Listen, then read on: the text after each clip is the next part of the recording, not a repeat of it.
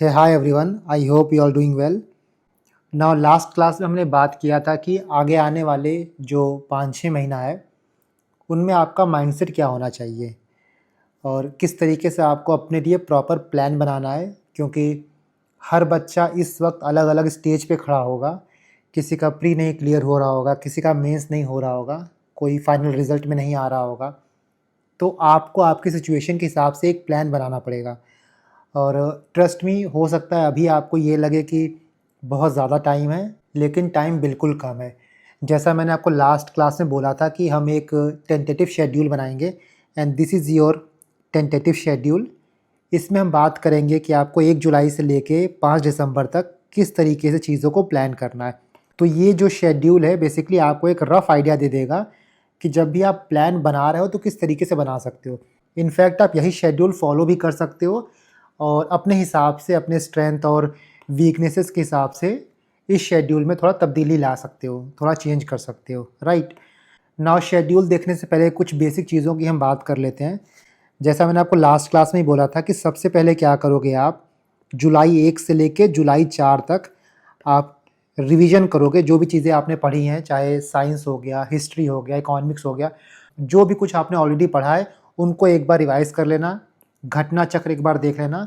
उसके बाद 5 तारीख को आप 2023, 24 और 25 का प्री का पेपर लगाओगे, जिससे आपको थोड़ा बहुत ये आइडिया मिल जाएगा कि प्रीलिम्स को लेके आपकी तैयारी कैसी है।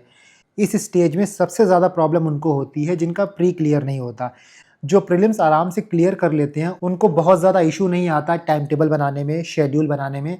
बट जिनका प्रीलिम्स रुकता है, कई बार चीज़ें उन्होंने पढ़ी हैं फिर भी एग्ज़ाम में जाके कुछ ना कुछ ऊपर नीचे हो जाता है, 1 मार्क्स, 2 मार्क्स, 10 मार्क्स, 15 मार्क्स उनका प्रीलिम्स रुक जाता है। वो बहुत ज़्यादा इशू फेस करते हैं कि हम प्रीलिम्स का पढ़ें या फिर मेंस का पढ़ें। जैसा कि मैंने आपको लास्ट क्लास में बताया था कि अगर आपका प्रीलिम्स क्लियर नहीं हो रहा है, आप बार बार प्री के स्टेज में जाके स्टक हो जा रहे हो, तो आपका जो ये 4-5 महीना है वहाँ पे आपका शेड्यूल होना चाहिए 60:40 का। कुछ लोग इसको 50:50 भी कर सकते हैं। डैट मीन्स 50% टाइम आप मेंस को दोगे, बाकी 50% आप प्रीलिम्स को दोगे। नाउ मेंस में भी जैसा हमने बात किया था कि कम से कम 3-4 जीएस के सब्जेक्ट्स आप कंप्लीट कर लो। जैसे आपका जीएस 5 हो गया, जीएस 6 हो गया, उसके बाद आप जीएस 2 कर सकते हो, जीएस 3 कर सकते हो। जीएस 4 आप बाद में करना, जीएस 4 आप आराम से कवर कर सकते हो। जहाँ तक रही बात जीएस 1 की, तो जीएस 1 में काफ़ी कुछ ऐसा है जो ओवरलैप होता है जो आप प्री में पढ़ते हो। तो जब आप प्री स्पेसिफिक तैयारी करोगे तो जीएस 1 का कंटेंट आपका प्रिपेयर होते रहेगा। बट जीएस 2 हो गया, जीएस 3 हो गया, यहाँ पे जो क्वेश्चन आपको प्री में पूछे जाते हैं और जो क्वेश्चन मेन से पूछे जाते हैं ये बिल्कुल अलग होते हैं। इसीलिए आपको इनकी तैयारी थोड़ी पहले करनी पड़ेगी ताकि एग्ज़ाम के बाद, प्रीलिम्स के बाद चीज़ें आपकी सॉर्टेड रहें। मेंस का जो कोर कंटेंट है वो आपका फिक्स रहे। जैसा मैंने आपको स्टार्ट में बताया था कि अभी आपको लग रहा होगा कि बहुत टाइम है, जुलाई बाकी है, अगस्त, सितंबर, अक्टूबर, नवंबर, दिसंबर में जाके एग्ज़ाम है। बट ट्रस्ट मी, जब मैं शेड्यूल प्रिपेयर कर रहा था तो I was struggling a lot, किस सब्जेक्ट को कितना टाइम दूँ। आप यहीं पे देखो आपको क्या क्या चीज़ें पढ़नी है। आपको ज्योग्राफी पढ़ना है, ज्योग्राफी में आपका इंडियन ज्योग्राफी भी है, वर्ल्ड ज्योग्राफी भी है। आपको इकोनॉमिक्स पढ़ना है, आपको साइंस पढ़ना है, साइंस में आपका बायो आता है, आपकी केमिस्ट्री है, फिज़िक्स है, आपको एनवायरनमेंट पढ़ना है, आपको यूपी स्पेशल पढ़ना है, आपको करंट अफेयर पढ़ना है, आपको सीसेट भी पढ़ना होगा, आपको पॉलिटी पढ़ना है, आपको हिस्ट्री पढ़ना है। हिस्ट्री में आपका एंशिएंट आता है, मिडिवल आता है, मॉडर्न आता है। तो ये कुछ आपके सिर्फ प्रीलिम्स के सब्जेक्ट रहे। इसके बियॉन्ड आपको क्या करना होता है, आपको पीवाईक्यूज़ लगाना होगा। पीवाईक्यूज़ कम से कम आप 2017 से 2025 तक का तो लगाओगे ही। लगाना क्या होता है, पीवाईक्यूज़ को बेसिकली याद करना होता है। पीवाईक्यूज़ को आप प्रैक्टिस करोगे, पीवाईक्यूज़ के साथ साथ आप टेस्ट सीरीज़ लगाओगे। और जब भी कोई भी आप टेस्ट सीरीज़ लगाते हो, टेस्ट सीरीज़ आप 2 घंटे दोगे, इसको एनालाइज़ करने में 1 से 2 घंटा लग जाता है। डैट मीन्स कि आप एक टेस्ट सीरीज़ लगाते हो तो 4 से 5 घंटा आपका यहीं पे निकल जाता है। तो ये चीज़ें सिर्फ प्रीलिम्स की हो गई। इसके बाद जब आप मेंस करोगे, मेंस में आप जीएस 5 करोगे, जीएस 6 करोगे। जीएस 5 में 20-22 चैप्टर है, जीएस 6 में 22-23 चैप्टर है। इसके बाद 2-3 आप जीएस का सब्जेक्ट्स और करोगे, जैसे जीएस 2 हो गया, 3 हो गया, या फिर मान लो आप जीएस 1 भी कर रहे हो तो यहाँ पे। तो ये सारी चीज़ें आपको करनी है और इसके लिए आपके पास कितना टाइम है, 4 से 5 महीना। पहली चीज़ ये कि अपने दिमाग में, अगर आपका प्रीलिम्स क्लियर नहीं हो रहा है तो अपने दिमाग में ये चीज़ डाल लो कि आपका एग्ज़ाम जो है वो 6 दिसंबर को नहीं है, आपका एग्ज़ाम जो है वो 6 नवंबर को है। 6 नवंबर को मान के चलो मेरा एग्ज़ाम है, तभी आप 6 दिसंबर तक श्योर शॉट हो पाओगे कि मेरा एग्ज़ाम क्लियर हो रहा है। क्योंकि मैंने लास्ट क्लास में आपको बताया था कि इस बार एटलीस्ट 1100 प्लस वैकेंसीज़ आ रही हैं और one of the biggest vacancies है ये यूपी पीसीएस की। यहाँ पे आपको एसडीएम के पोस्ट भी काफ़ी अच्छे खासे मिलेंगे। तो ये अपॉर्चुनिटी बार-बार आपको नहीं मिलेगा। नेक्स्ट ईयर कब एग्ज़ाम होगा, कब एग्ज़ाम नहीं होगा, आपको नहीं पता। तो इस बार के प्रीलिम्स को, इस बार के एग्ज़ाम को जस्ट अनदर एग्ज़ाम की तरह डील नहीं करना है। एड़ी चोटी का आप ज़ोर लगा देना, मैं अपना 200% दूँगा एंड आई एक्सपेक्ट कि आप भी अपना 200% देंगे। Right, now before we discuss the schedule, I have 2 very important announcement to make. सबसे पहली चीज़, जो लोग टेलीग्राम फॉलो कर रहे होंगे उनको पता होगा कि हमने अपना यूपी स्पेशल इलाइट प्रोग्राम 2026 के लिए लॉन्च कर दिया है। 2024 के रिज़ल्ट की बात करोगे आप, मैक्सिमम टॉपर्स ने हमारे यूपी स्पेशल के रिसोर्सेज को फॉलो किया था। इस बार हम बैच को थोड़ा और रिफ़ाइन करेंगे। सो इस बैच का रजिस्ट्रेशन स्टार्ट हो गया है। पहली क्लास आपकी 7 तारीख को होगी, 7 जुलाई। और कोर्स कैसे रन होगा, कोर्स का प्रॉपर ओरिएंटेशन क्लास आज या कल में यूट्यूब पे अपलोड हो जाएगा। सो आपको एक प्रॉपर आइडिया मिल जाएगा कि what this course is all about and how this course is going to help in your mains exam. ये तो रही आपकी पहली announcement. Now this second announcement is resolute group. What is this resolute group is all about? मैंने UPSC के लिए prism group चलाया था। जो लोग यूपीएससी से मुझसे जुड़े हुए हैं उनको पता होगा कि यूपीएससी के लिए मैंने एक प्रिज्म ग्रुप चलाया था एंड उस ग्रुप में ऑलमोस्ट 35,000 40,000 मेंबर्स थे और उस ग्रुप से एक अकाउंटेबिलिटी जनरेट हुई थी, बच्चों को क्या पढ़ना है, कैसे पढ़ना है और कितना पढ़ना है। उसी तर्ज पे I am going to start a resolute group for UP PCS. This will be your free guidance group. Specially ये ग्रुप उनको फ़ायदा करेगा जिनको वन अकाउंटेबिलिटी मेंटेन करने में इशू होता है, किस दिन क्या पढ़ना है, कितना पढ़ना है, नहीं पता। अगर कोई आपको बता दे कि देखो ये सब्जेक्ट है, ये टॉपिक है, आज कंप्लीट कर लो, तो वो कंप्लीट कर लेते हैं। बट खुद से डिसाइड करने में इशू आता है, तो ये ग्रुप उनको हेल्प करेगा। दूसरा, प्रीलिम्स क्लियर करने में जिनको इशू होता है, देखो जिनका प्री क्लियर हो जाता है, जैसा मैंने पहले बोला कि उनको बहुत ज़्यादा इशू नहीं आता टाइम टेबल मेंटेन करने में, रिसोर्सेज को सेग्रीगेट करने में, हंट करने में, उनको इशू नहीं आएगा। उनका ऑलरेडी प्री क्लियर हो रहा है, तो उनको पता होता है कि मैंने क्या किया था, कैसे किया था, जो मेरा प्रीलिम्स क्लियर हो गया। सो वहाँ पे वो सॉर्टेड रहते हैं। लेकिन जो 3 बार, 4 बार, 5 बार अटेम्प्ट देते हैं, प्रीलिम्स क्लियर नहीं होता। इनफैक्ट जो यूपीएससी दे के आते हैं यूपी पीसीएस में, उनका प्रीलिम्स कई बार क्लियर नहीं होता। सब्जेक्ट सेम रहेगा, रिसोर्स सेम रहेगा, बट जो क्वेश्चन आता है, क्वेश्चन को सॉल्व करने का जो तरीका होता है वो डिफरेंट होता है। दैट इज़ वाई 2026 के लिए आपका पूरा क्या रोड मैप रहेगा, that is what I am going to guide you for. तो 2026 का proper road map, daily micro target. इसके बाद जो लोग स्क्रैच से स्टार्ट कर रहे हैं, क्या पढ़ना है, कौन सी बुक पढ़नी है, I will tell you each and everything. 2026 के लिए कौन सी बुक लिस्ट होनी चाहिए, यूपी स्पेशल की प्रिपरेशन कैसे करनी है, करंट अफेयर कैसे प्रिपेयर करना है, कितना प्रिपेयर करना है, मेंस की आंसर राइटिंग में क्या करना होता है, क्या ध्यान देना होता है। कई बार हमको सब कुछ आता है बट अपनी नॉलेज को हम कॉपी पे उकेर नहीं पाते हैं। हमने सब कुछ पढ़ा होता है, हमने स्पेक्ट्रम पढ़ लिया, हमने लक्ष्मीकांत पढ़ लिया, बट वही क्वेश्चन जब मेंस में आता है तो ये समझ में नहीं आता कि लिखें कितना, छोड़े कितना। तो वो बहुत ज़्यादा इंपॉर्टेंट हो जाता है समझना। आई विल गाइड यू कि मेंस की आंसर राइटिंग कैसे करते हैं, क्या क्या कॉमन मिस्टेक्स हैं जो आपको अवॉइड करने चाहिए। एग्ज़ाम में 1 मार्क्स, 0.5 मार्क्स से सिलेक्शन रुक जाता है। तो ये बहुत ज़्यादा इंपॉर्टेंट होता है कि जो छोटी गलतियाँ होती हैं, छोटी-मोटी गलतियाँ होती हैं, वो आप अवॉइड करो, चाहे हम प्री की बात करें या फिर मेंस की बात करें। मैंने लाखों सपनों को टूटते हुए देखा है 0.5 मार्क्स से, 1 मार्क्स से, राइट? इसके बाद हम टाइम टू टाइम बात करते रहेंगे कि आखिर प्री और मेंस की इंटीग्रेटेड स्ट्रेटजी क्या होनी चाहिए। जब भी आप प्रिपरेशन करते हो, चाहे हम प्री की बात करें या फिर हम मेंस की बात करें, वहाँ पे पीवाईक्यूज़ का बहुत इम्पॉर्टेंट रोल हो जाता है। पीवाईक्यूज़ का बहुत इम्पॉर्टेंट रोल इसलिए होता है क्योंकि पीवाईक्यूज़ आपको बताता है क्या पढ़ना है, कितना पढ़ना है, कितना लेंथ कवर करना है, कितना डेप्थ कवर करना है, राइट? चाहे पेपर कितना भी टफ आ जाए, 2-3 चीज़ें ऐसी हैं जो कांस्टेंट रहती हैं। पहला आपका पीवाईक्यूज़ हो गया, दूसरा आपका थीम्स हो गया। लेट्स सी फॉर एग्ज़ाम्पल, ये आप देखो 2025 के प्रीलिम्स का पेपर है। यहाँ पे क्वेश्चन नंबर 3 देखो, असर्शन रीज़न पूछा है बाबर को लेके। दैट मीन्स कि ये थीम क्या हुआ, ये थीम आपका मुग़ल का हो गया। और कि मुग़ल बहुत ज़्यादा इम्पॉर्टेंट होता है जब भी हम मिडीवल हिस्ट्री की बात करते हैं तो। इसी के बाद देखो, यहाँ पे कोलफ़ील्ड हो गया, यहाँ पे कंट्री हो गया। कि जब भी हम ज्योग्राफ़ी की बात करते हैं तो एनर्जी मिनरल्स हो गए, रिसोर्सेज़ हो गए, ये बहुत ज़्यादा इम्पॉर्टेंट हो जाते हैं। किस जगह पे कौन से मिनरल्स पाए जाते हैं, ये पीवाईक्यू में भी कई बार पूछा जा चुका है और ये आपका इम्पॉर्टेंट थीम भी है। उसी तरीके से क्वेश्चन नंबर 5 देखो, यहाँ पे डायरेक्टली इकोसिस्टम के बारे में पूछा है। विथ रेफरेंस टू इकोसिस्टम कौन सा स्टेटमेंट यहाँ पे सही है। हम एनवायरनमेंट में रूल ऑफ 10% पढ़ते हैं, वही यहाँ पे पूछा गया है। उसी तरह क्वेश्चन नंबर 6 देखो, यहाँ पे आपसे क्रोनोलॉजी पूछी जा रही है। तो चाहे मिडीवल हो, मॉडर्न हो या फिर एंशिएंट हो, हिस्ट्री में क्रोनोलॉजी बहुत इंपॉर्टेंट हो जाता है। ये आपको कैसे पता चला? ये आपको पीवाईक्यूज़ देख के पता चला या आपको थीम्स को एनालाइज करके पता चला, राइट? सो पीवाईक्यू लिंकेजेस, थीम एक्सप्लेन्ड, ये बहुत इंपॉर्टेंट होता है। कोई भी आप टॉपिक पढ़ो, चाहे हिस्ट्री में आप पढ़ो, एनवायरनमेंट देखो, इकॉनमी देखो, सबसे पहले आप पीवाईक्यूज़ देखोगे, उसके बाद आप टॉपिक्स को पढ़ोगे, उसके बाद फिर से आप पीवाईक्यूज़ पे जाओगे, राइट?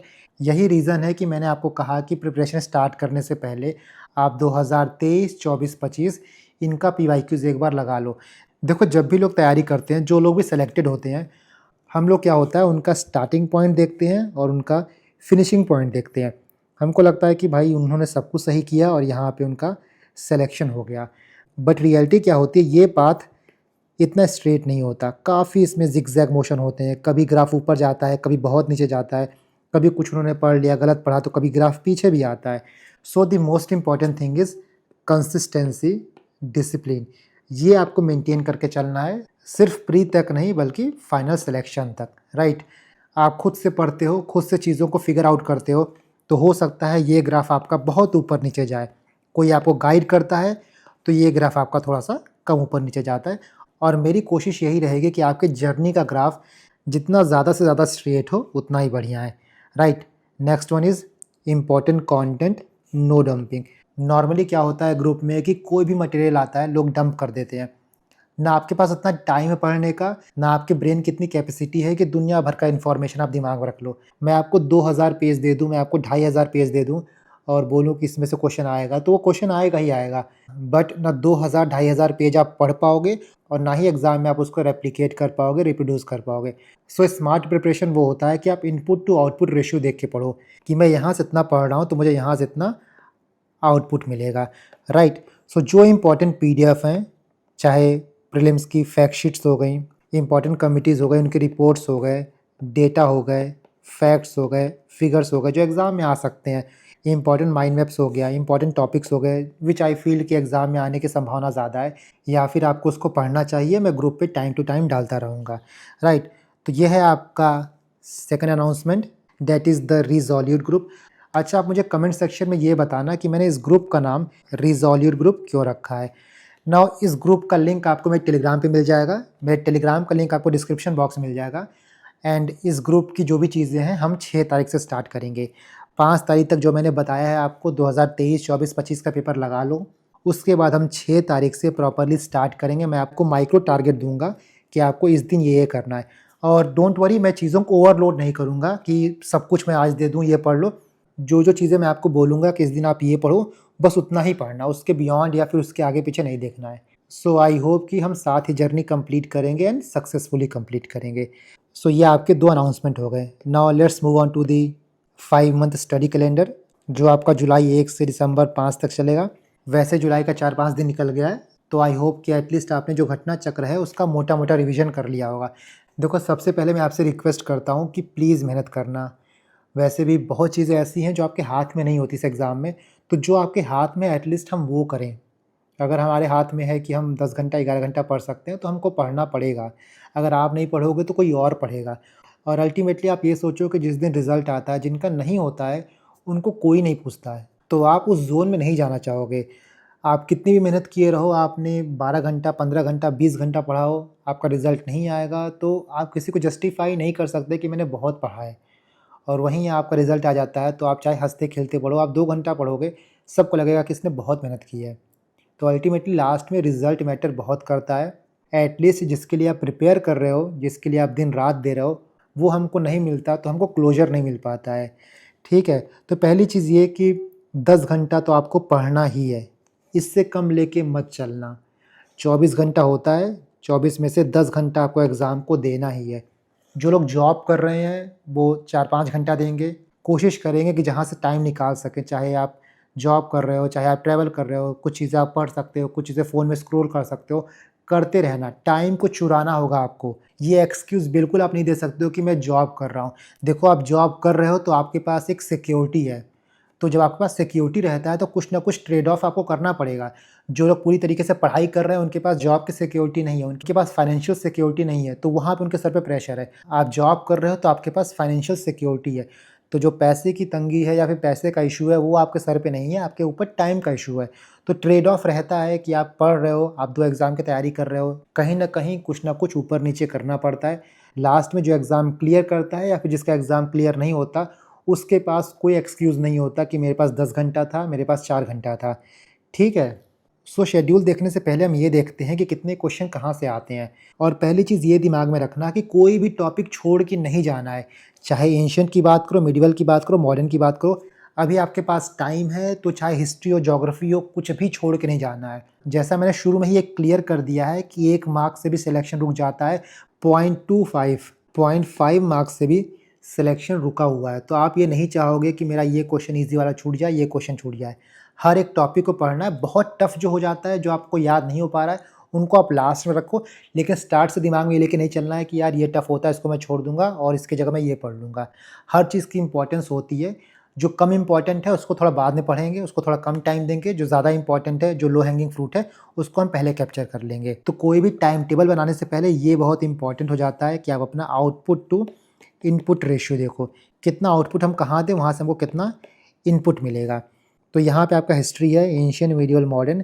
एंशिएंट में 6 से 7 क्वेश्चन आता है, मिडीवल में 7 से 8, मॉडर्न में 10 से 11। दैट मीन्स कि तीनों में से सबसे ज़्यादा वेटेज किसका रहता है? मॉडर्न का रहता है। ज्योग्राफी बहुत इंपॉर्टेंट हो जाता है, दोनों को देखोगे आप, इंडियन ज्योग्राफी, वर्ल्ड ज्योग्राफी, दोनों का इंपॉर्टेंस है। इसका पॉलिटी देखो, polity one of the most important topic है, बहुत इंपॉर्टेंट है। इसको जितना अच्छे से आप पढ़ लो ना उतना ही अच्छा है। द रीज़न इज़ कि यहाँ पे आप अगर 20 क्वेश्चन आ रहा है तो 20 में से 20 सही कर सकते हो।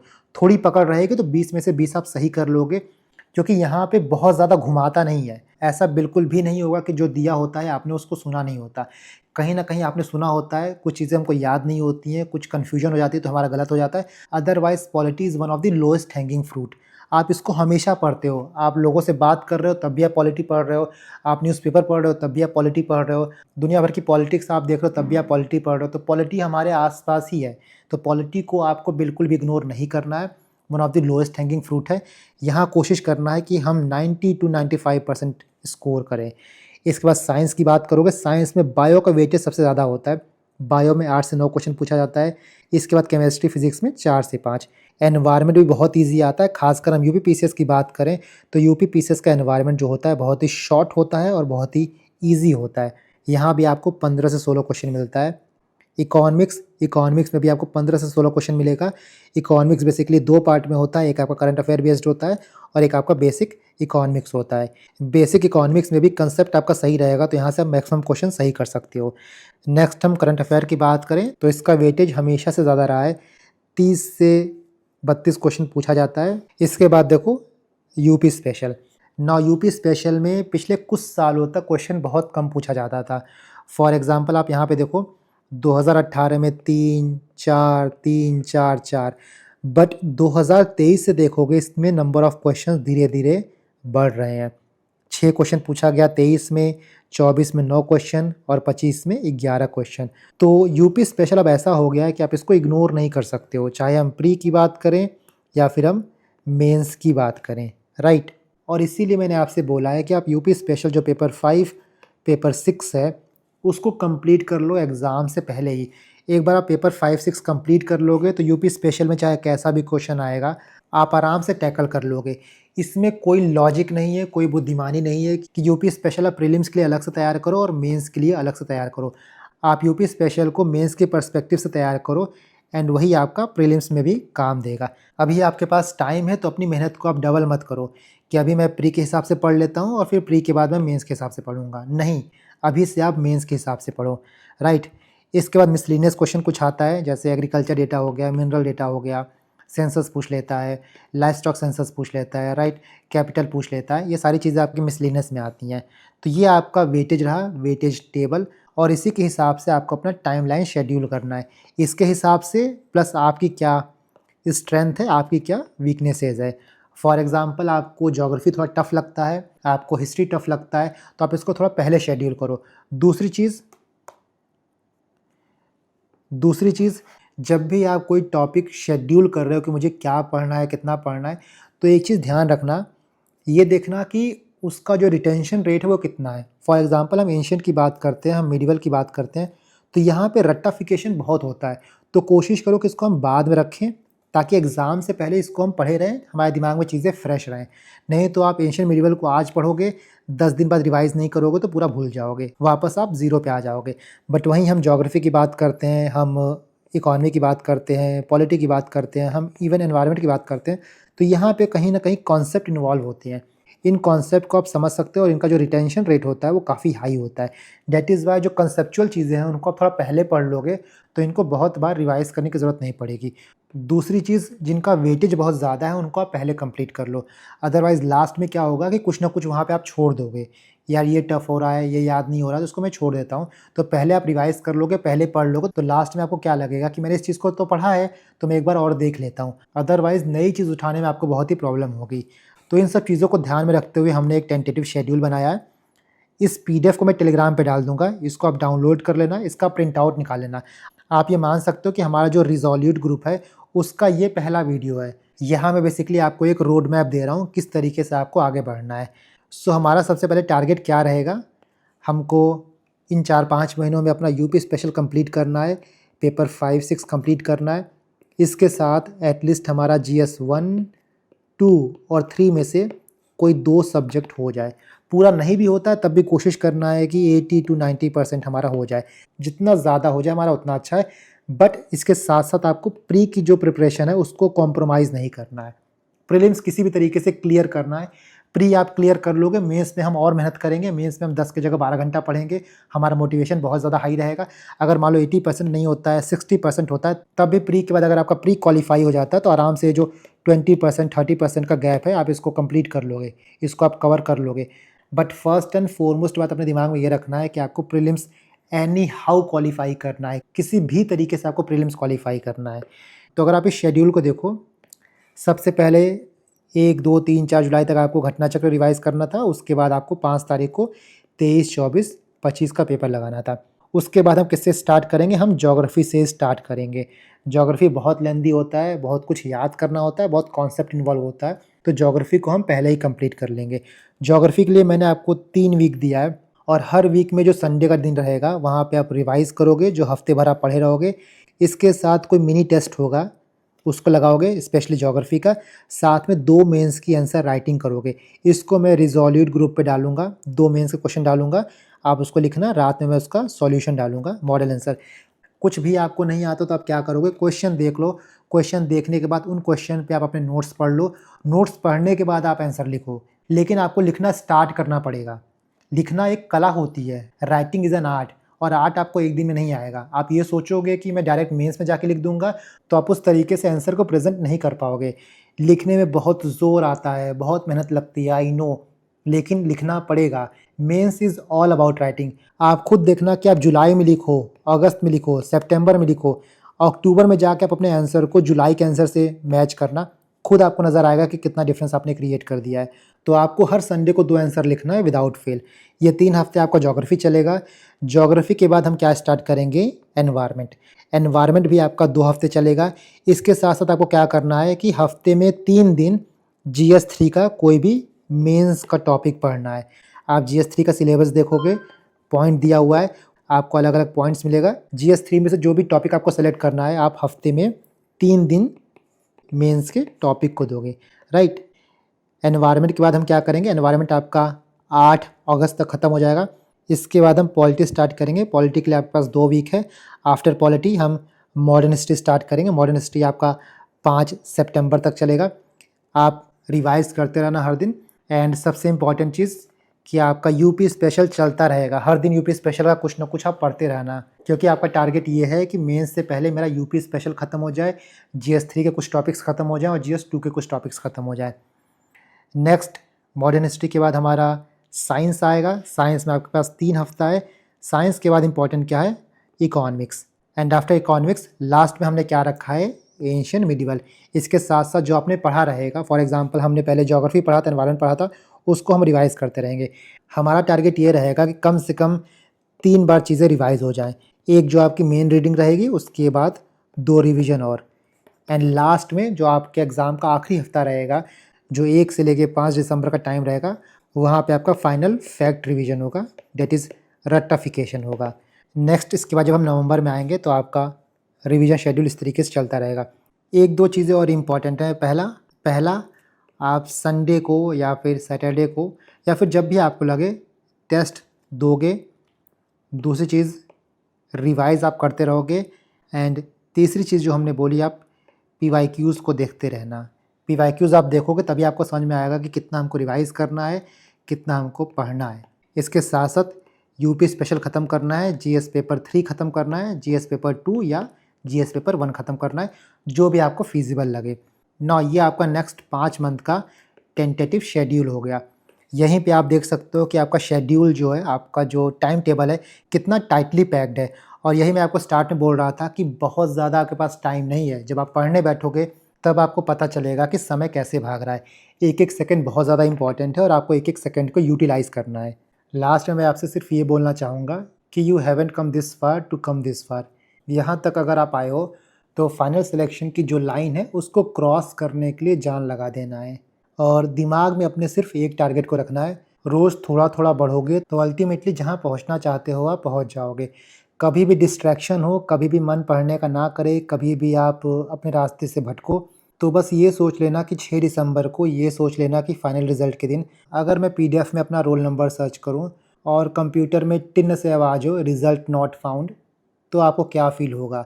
तो जब आप ये फ़ील करोगे, ये रियलाइज़ करोगे, तब आपको मोटिवेशन की ज़रूरत नहीं पड़ेगी।